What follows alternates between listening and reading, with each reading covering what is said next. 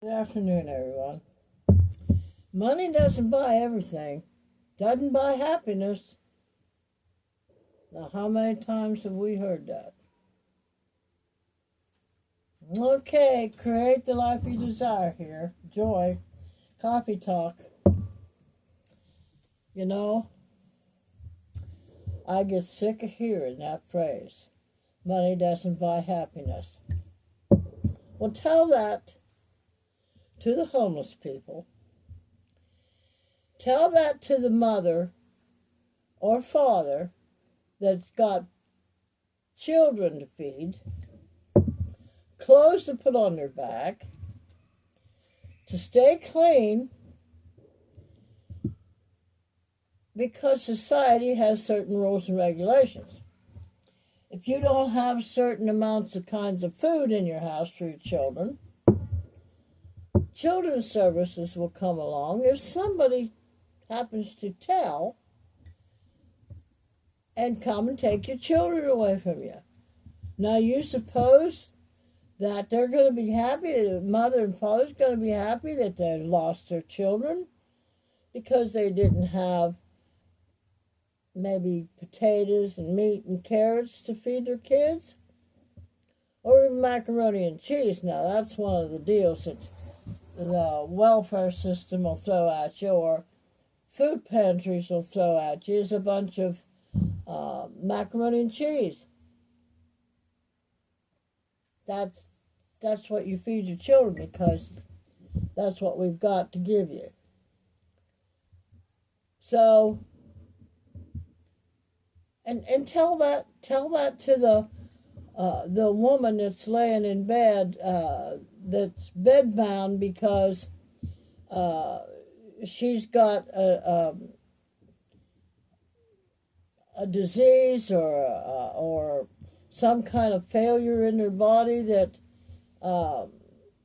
they won't give you the health services you need to cure that or to fix that because you don't have enough money. Now you tell me those people are going to be happy. Everybody says, well, happiness comes from within. Well, yeah, hell yeah, it does. But it's not very much fun going hungry for a week, 2 weeks. How you supposed to stir up happiness within you that way? I don't want to hear it. It takes a certain amount of money to live. Now, and I'll tell you why. First of all, the way society has set things up, that we should be able to freely have fruit trees in our yards, no matter where we're at. Here in the north, we should be able to have apples and peaches and plums and whatever works in the northeast. We should be able to have chickens in our yard, have eggs. And if you're not a meat eater, you don't have to kill your chickens. But if you are a meat eater, you could also have egg layers, and you could have chickens that you would fix and be able to cook for yourselves. But that's not the way society is set up. Society is set up so, if you don't keep your children clean, if you're not clean, you can't get a job. So, in other words, take the homeless people. And there's programs out there that will help you to do certain things, and they'll tell you one of the things they say, well, you got to go get a job, but you're homeless. You're either living in a box or you're living in a tent. Well, how are you supposed to get clean, to be clean every day to go get a job?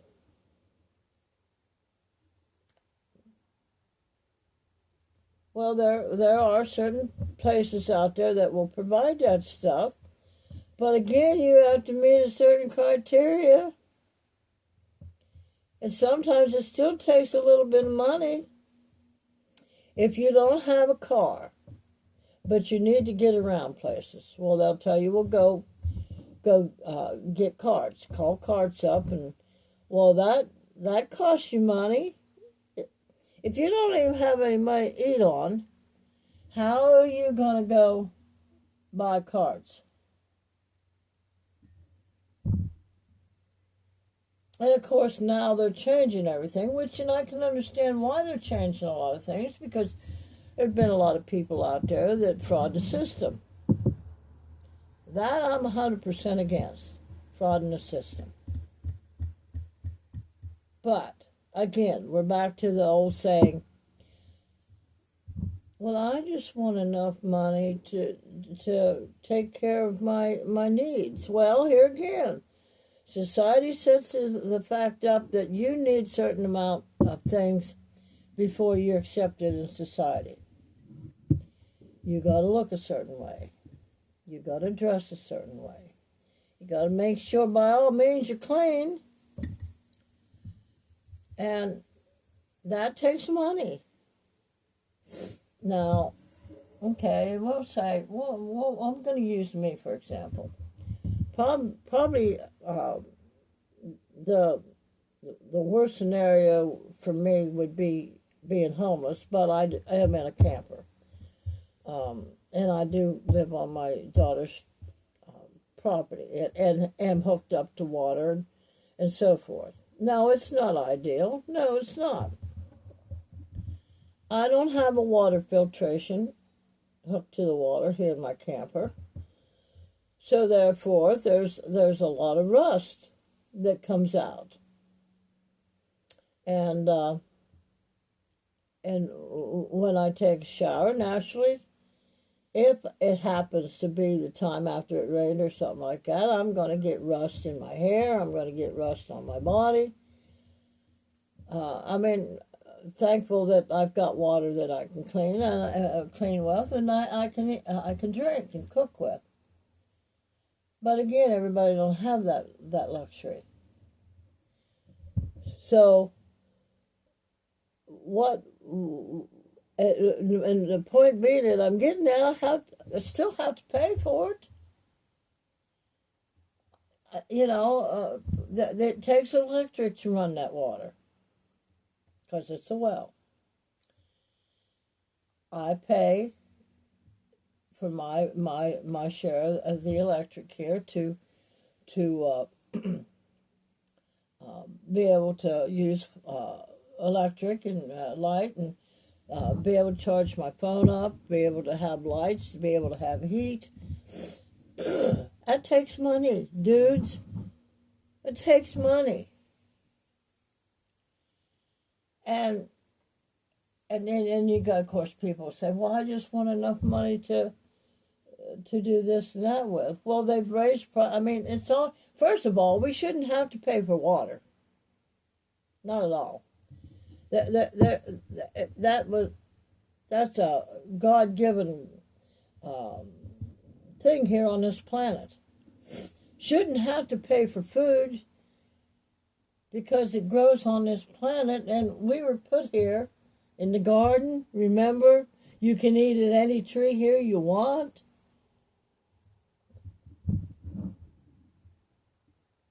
So to speak. But what happened to that? What happened to the fact that there was a garden here and we were put in it and we could freely eat? We could freely drink water out of the waterfalls and out of the rivers, and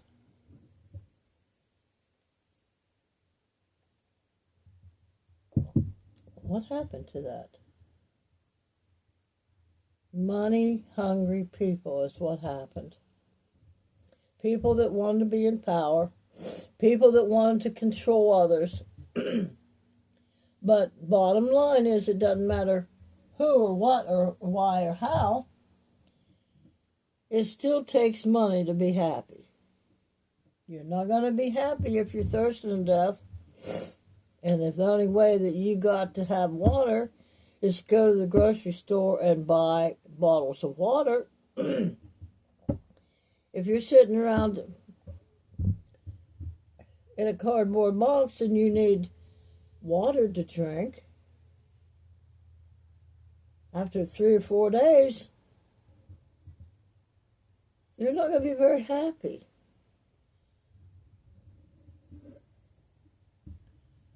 Now, in the wintertime, if it's snow, you can grab up the fallen snow and let it melt, and you've got free water. But God knows what's in it. That's come from sky. And you know what they're doing in the sky.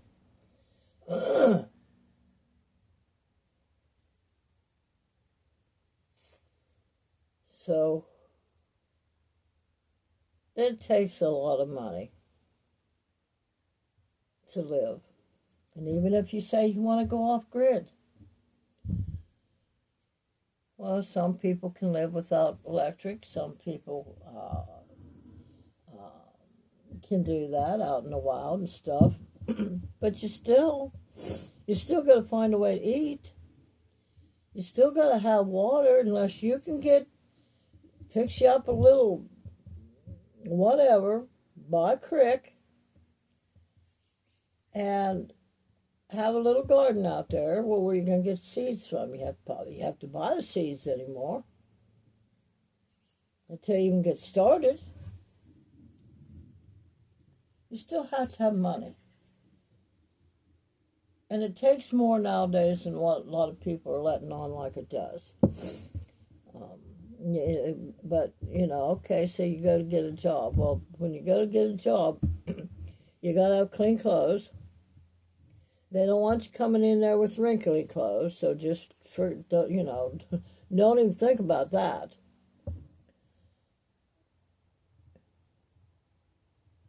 And of course, as time goes on, it gets worse and worse and worse, price-wise, house-wise. And they've got the system set up so that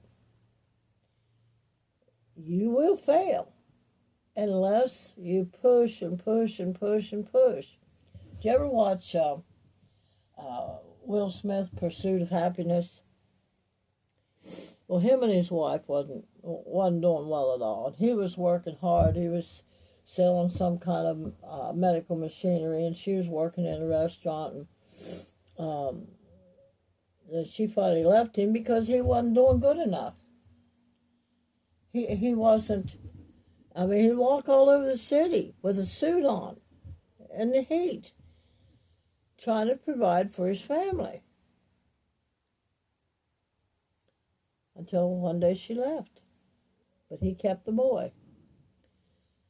But he pushed and pushed and pushed till he became a stockbroker on Wall Street. But that was a lot of hard work. And maybe if he was lucky enough, he could sell one of them machines that he had and give them a little bit of room, home, a place to sleep and shower and stuff like that. But a lot of times they were sleeping in shelters. So, but all in all, it still takes money to live. It even takes more so nowadays than it did way back when, but still, to live a simple life, you still got to have money. I don't care what anybody says, you still got to have money. Back when it was just me and my kids, I was living in Arizona, $500 a month is what I made, and I worked doggone hard.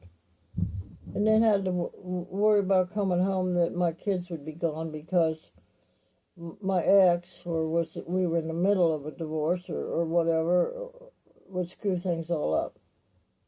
Had that to worry about. You think he's going to offer any money? No, he was too busy with his new woman, out drinking and partying, having a good old time.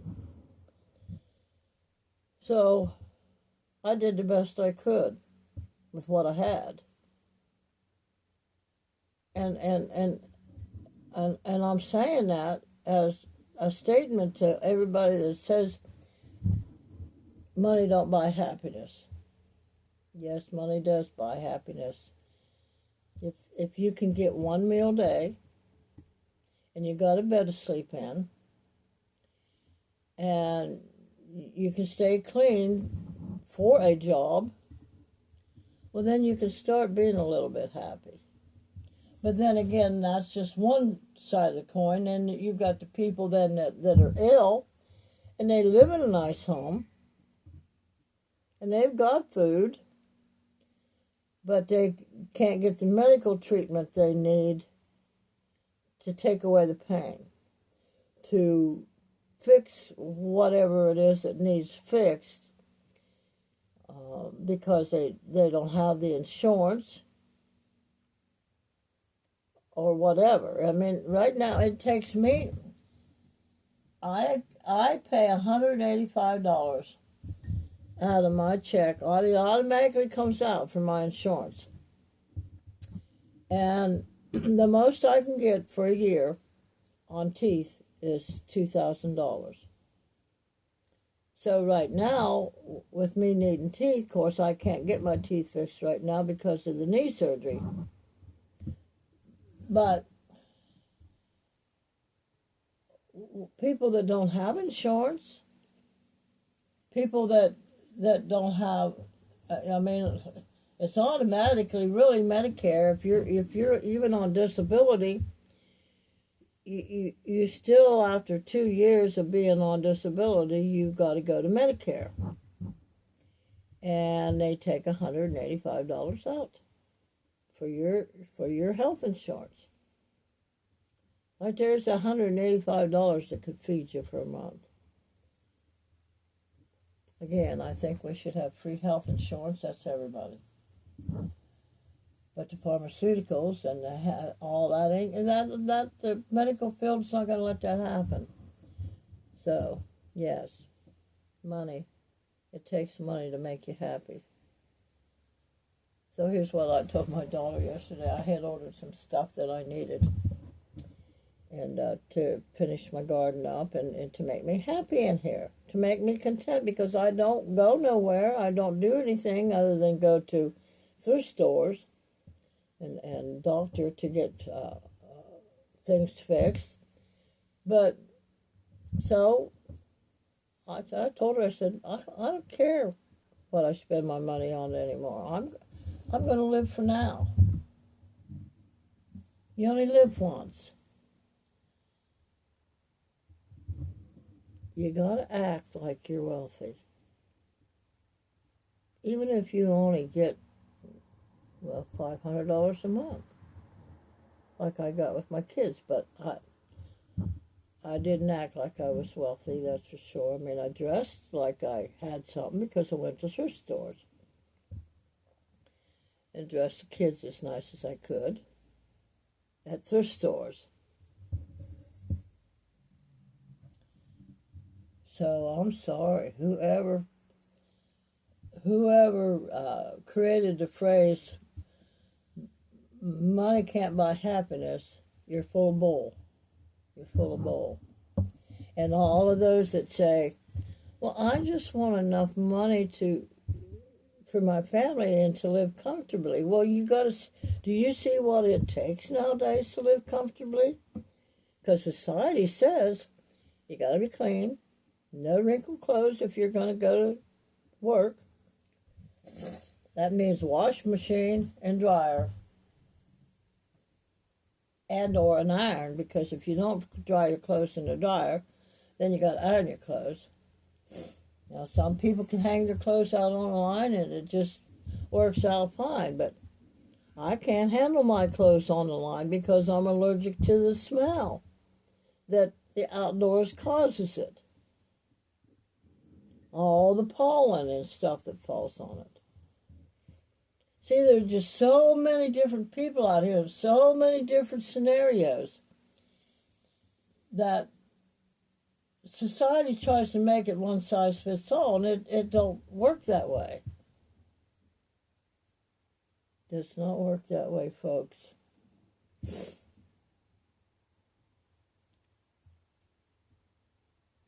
So, and then on top of that, if you have a pet and you love your pet, Now, I've not been able to do as well for my little dog as I would like because y'all know I'm still recuperating from my total knee surgery. And I'm in a position where I try to clip her myself. I don't trust groomers. She's blind in one eye and hard of hearing. And her body's old. She's 19 years old. I don't trust them. And then to pay them money to kill my dog, because there's been instances where they do die in a groomer's presence. Don't trust them. So I try to do it myself. And with the knee surgery and stuff, that's all been pretty difficult. Well, a couple months ago, at different times, I've seen different things under her eye that looked like it was pus and blood running out, and I couldn't figure it out. I thought maybe she cut herself or something, and so I woke up yesterday morning, and her eye was all big and puffy underneath there. And I thought, well, I'm going to have to take her to the vet. That must be what was going on before. So I got up this morning and I called my vet, and she called me back and she said, bring her in right now. I didn't even have to have an appointment because my veterinarian takes care of my dogs for me. Bring her in right now. So I dropped everything I was doing. In fact, I was getting ready to do this video. Dropped everything I was doing, grabbed her up, got in the car, and off we went. I went the back roads to get there fast enough. And so, got me in there. And here's the thing. Now, if we didn't have veterinarians, our pets wouldn't be taken care of like they need, because there's so many different things that can go wrong with pets. Took one look at her. Just didn't really, do no tests or anything like that. Said, well, you can give her the pills, the shots, or whatever I needed. Well, it'd be easier for me. And I said, the shots, give them the shots right now. And I mentioned that I needed her toenails clipped because I couldn't get them done. So they clipped them. And I'm just ever so thankful for that. Now, y'all know, for me to be happy, my pet has to be happy if I can possibly do something about it. That takes money. Takes money. It took gas to get her in there. It took a car to get her in there. It took money for plates for the car, which I just got. Now, how else would have I got her in there if we didn't have a car to get there? Gasoline to get there. I couldn't have done anything for her. Just let her lay there and suffer? No, that's not me. So, I'm glad that I got her taken care of. But you know what it cost me? For 10 minutes? $124. So all you people that said money don't buy happiness, I don't want to hear your bull crap. And I don't want to hear people say, well, I just want enough money to be comfortable. Well, look at all the shit that it takes to make us comfortable, because society says it has to be that way.